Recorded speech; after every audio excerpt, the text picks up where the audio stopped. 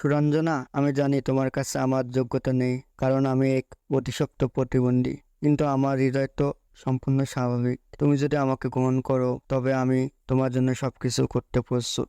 আমি তোমাকে আমার জীবনের চেয়ে বেশি ভালোবাসি সুরঞ্জনা। আমি প্রতিবন্ধী বলে তুমি আমাকে ফিরিয়ে দিও না। সুরঞ্জনা মাহফুজের হাত থেকে ফুলটি নিয়ে পায়ের নিচে ফেলে দিয়ে বলল, আপনি ভাবলেন কি করে আপনার মতো একটা প্রতিবন্ধীকে আমি ভালোবাসবো?